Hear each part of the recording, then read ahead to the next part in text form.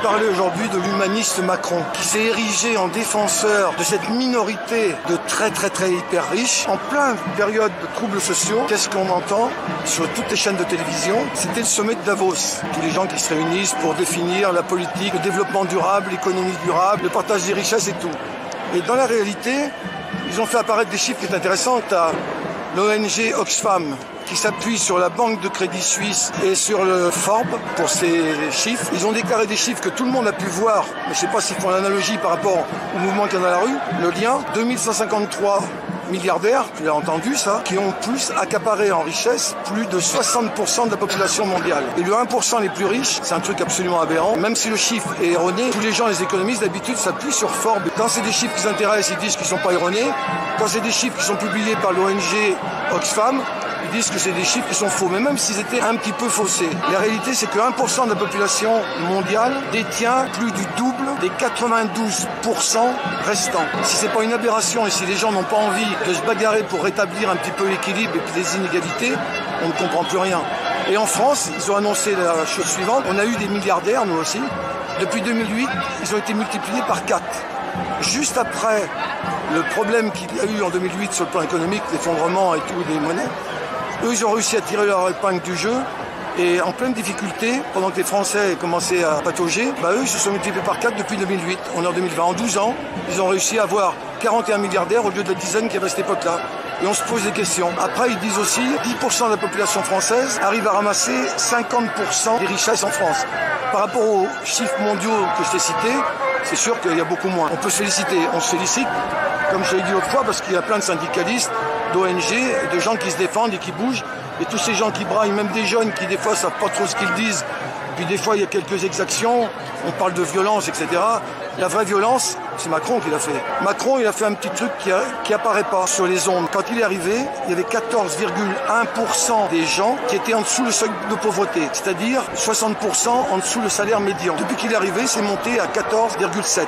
0,6 d'augmentation. Le taux de croissance n'avait pas diminué. Tout allait très bien. Les milliardaires, on le voit, ils se multipliaient et la part qui s'accaparait était encore plus grande.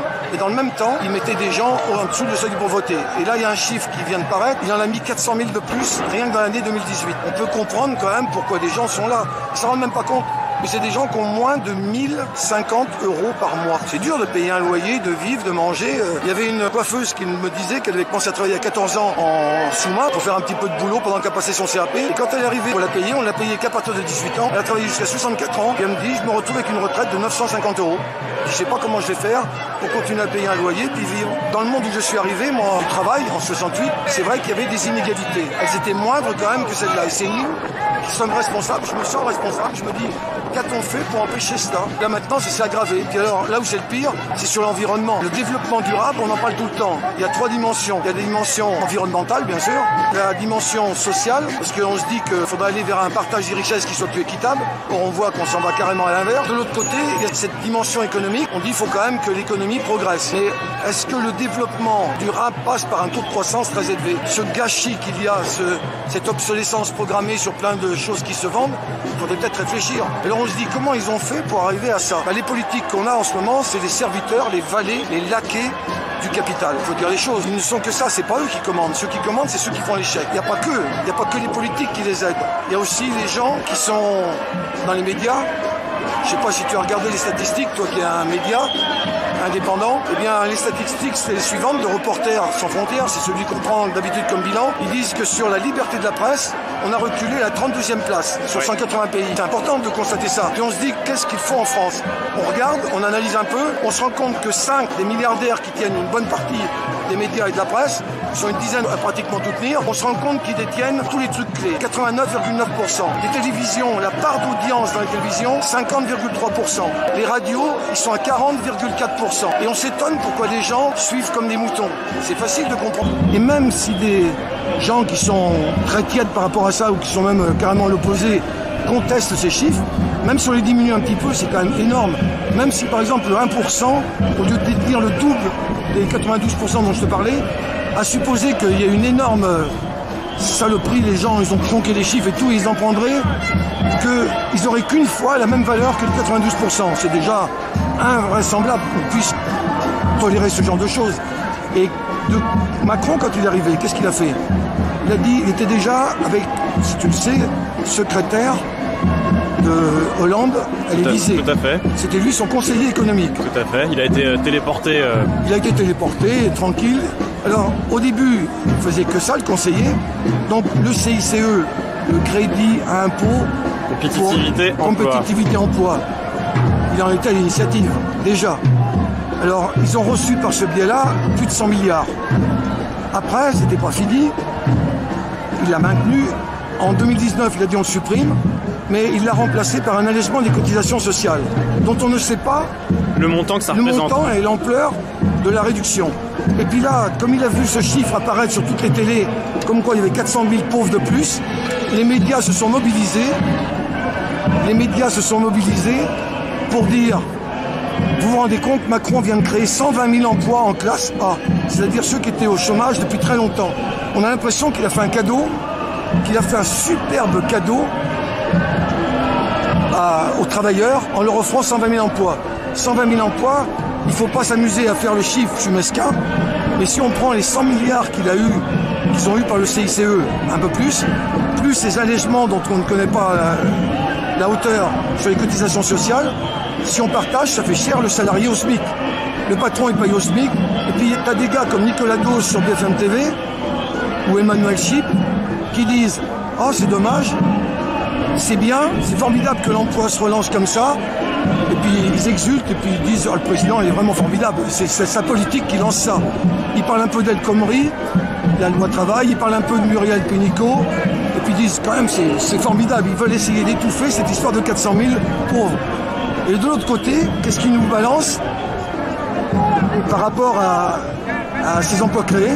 Personne ne fait le différentiel. Imagine, tu prends 120 milliards, tu divises par les 120 000 emplois. Tu dis, ça coûtait cher. Et pour le patron, ça ne lui a rien coûté. Et eux prétendent qu'ils ont perdu un peu en compétitivité, parce que la productivité a diminué, vu qu'il y a plus de salariés pour produire la même chose. C'est une aberration, quoi. On nous prend vraiment pour des gens complètement cinglés, quoi.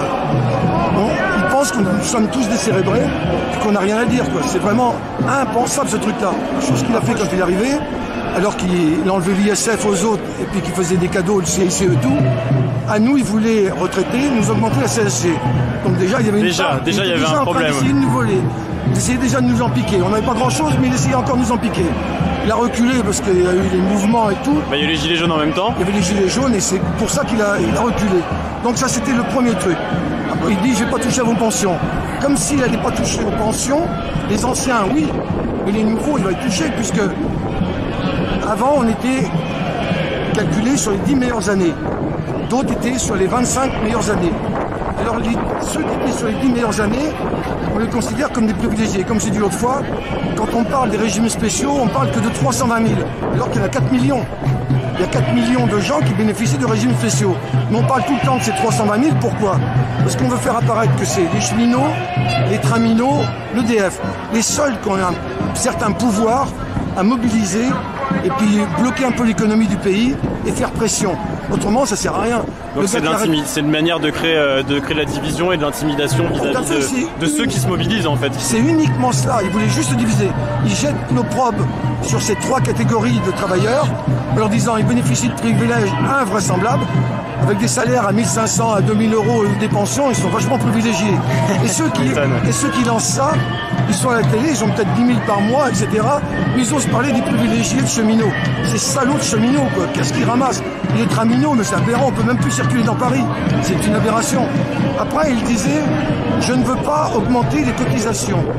Parce que si j'augmente les cotisations, comme je t'avais dit, ça va réduire le pouvoir d'achat. Donc il commence à penser à ses arrières. Cotisation, qu'est-ce qui garantit qu'il ne va pas les augmenter? Mais il dit je ne veux pas les augmenter. Il avait dit qu'il ne toucherait pas aux pensions. Oui, il a le vieux pieux de dire je ne veux pas y toucher, mais peut-être y toucher. Et puis il montre ça comme si c'était garanti dans le marbre. Comme si d'ailleurs, lui il fera peut-être qu'un mandat, donc ça se trouve dans 2 ans et demi, il n'est plus là. Et puis l'autre qui sera derrière, il va dire on est obligé d'augmenter les cotisations. Parce qu'on a des problèmes. Ils vont inventer encore le problème, puis ils vont dire il faut absolument changer.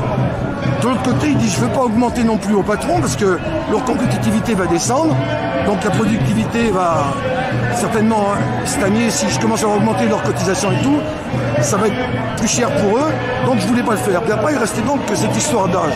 Et cette histoire d'âge, On en avait parlé un petit peu l'autre fois, je ne vais pas reprendre ce que j'avais dit l'autre fois, mais il y a des trucs quand même qui sont à dire. Il dit « je veux l'universalité ».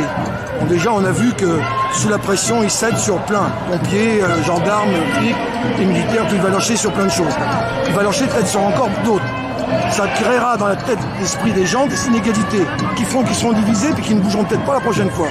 C'est dommage parce qu'en nous divisant comme ça, il arrive à... C'est la seule technique pour avancer. Donc il nous divise tout le temps.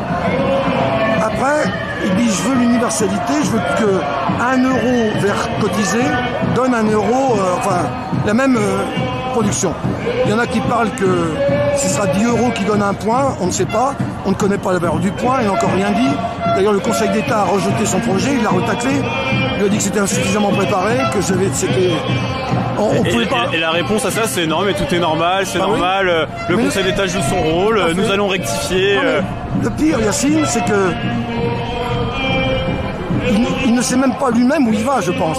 Parce qu'il ne connaît pas le coût global de son projet, de sa modification. Au lieu de chercher à améliorer secteur par secteur ce qu'il y avait à essayer d'arranger, par exemple, si les gens disent les 10 meilleures années, c'est intéressant pour tous, pourquoi ce serait pas... C'est intéressant pour 4 millions. Pourquoi ce ne serait pas intéressant pour l'ensemble des 17 millions 200 000 salariés qui arrivent en retraite? C'est bon pour tout le monde, mais lui, c'est toujours le nivellement par le bas, jamais par le haut, alors qu'on n'a jamais eu tant d'argent. J'ai vu sur une des safettes tout à l'heure une petite feuille de rien du tout, elle payait pas de mine, elle n'avait pas de dessin, elle n'avait rien, elle était blanche, écrit en noir. Et dessus, il y avait d'un côté ce qu'ils avaient fait juste au lendemain de la guerre, et de l'autre côté, ce qu'ils faisaient maintenant. Alors, tout ce qu'ils avaient fait au lendemain de la guerre était positif, tout ce qu'ils font maintenant, c'est négatif. C'est tout le temps pour piquer comme ça aux pauvres, aux gens, aux gueux.